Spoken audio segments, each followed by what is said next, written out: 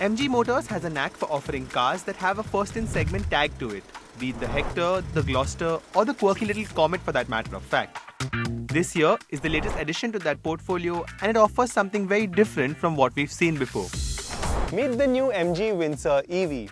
Better known as the Wuling Cloud EV in other Southeast Asian markets, MG Motors has brought this new energy vehicle to the Indian markets, and it says that it will disrupt the entire competition at this price point with one very key offering, and that is its battery pack.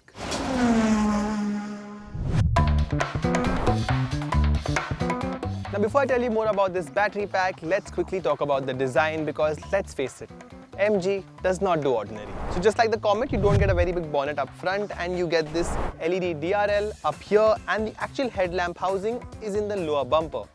Now this area kind of makes me feel like someone from the Citroen design studio had their way with this. But nevertheless, the car looks different from every single angle. Like in profile, it looks like a minivan, and it's got a wheelbase of about 2.7 meters to show for it. Now personally, these 18-inch 5-spoke alloys, while they are designed for aerodynamic efficiency, I think they look super neat and give the car a very posh personality. Now moving over to the rear, you get quite a decent view with this light bar flowing across and Windsor written in bold to remind you that this car is just as royal as the Windsor Castle in England. Yes, that is me doing my best British accent, but let's get on with this video. Now let's talk about this battery pack. Now there's just one 38 kilowatt-hour battery pack on offer, and MG claims it has a range of about 331 kilometers. But there's a catch.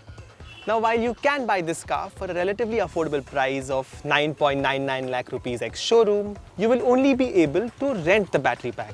You will be paying MG Motors 3.5 rupees for every kilometer that you drive, and this is part of MG's new subscription-based model. Now let us know in the comment section what do you think of this, and while I have been stupid enough to sit in this boot and tell you that, let's talk about the boot space as well.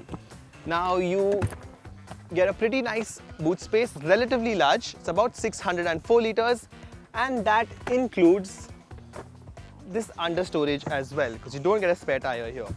Now if that's still not good enough for you, you can still fold down those 60-40 split rear seats for more space. Now let's get on the inside. Now at the time of shooting, MG hasn't revealed the prices of the top-end Essence variant, which is what we have here.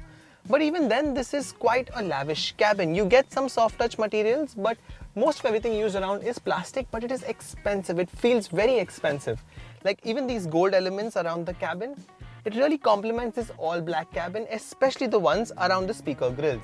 Now in terms of storage, you get quite a bit of storage here. There's some here, you even get some cup holders, and my favorite cup holder though is here, which you can use to keep your coffee or water, or in the case of my unhealthy lifestyle, a pack of Pringles.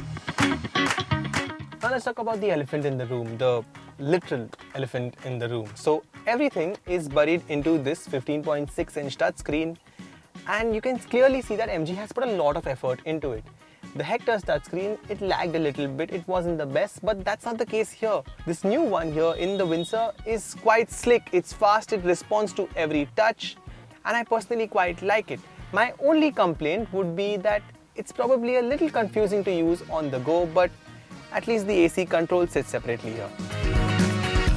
The Windsor is offered in 4 shades: turquoise green, pearl white, clay beige, and starburst black. The features list is also quite stacked, with LED headlamps and tail lamps, flush door handles, a 60-40 rear seat split, wireless Apple CarPlay and Android Auto, cruise control, 6 airbags, TPMS, and a whole lot more are all standard.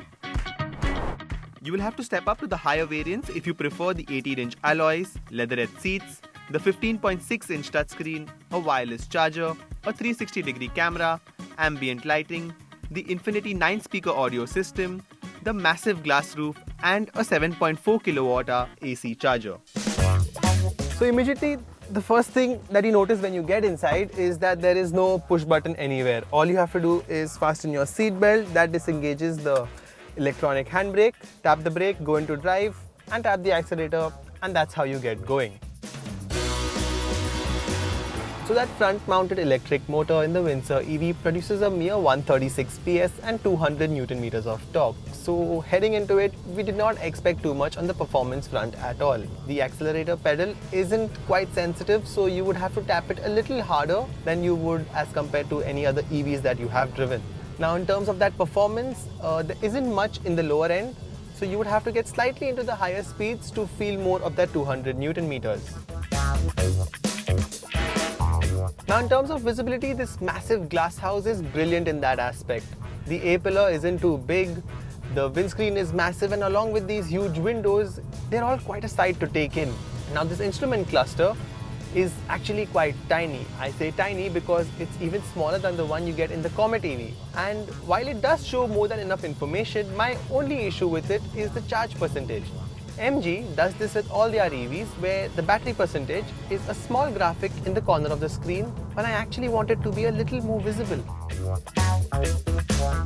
Now the MG Windsor EV is marketed as a business class CUV, and the ride quality does hold up to that status. Getting over potholes, it does it quite easily. There aren't too many jitters that go around the cabin, and even taking on speed breakers for that matter of fact, the car doesn't hesitate in any aspect. You kind of get the idea why it's called the Cloud EV in other countries. It feels just as soft. Now we've not been the biggest fan of the Hector's slightly bouncy ride quality on the highways, but in the Windsor it's actually not that bad. Yes, you do hear a little bit of the road noise, but I don't think that's something we would hold up against it. The Windsor handles pretty well too. It's no sports car, but keeping its shape in mind, it does a good job. Something that surprised me was the very minimal amount of body roll. The car stays planted on the ground provided you're moving at moderate speeds. Go faster and you will most definitely see yourself off the road. Now you may have noticed that I haven't spoken about the Windsor EV's rear seats at all. Now like I told you, the Windsor EV is marketed as a business class CUV.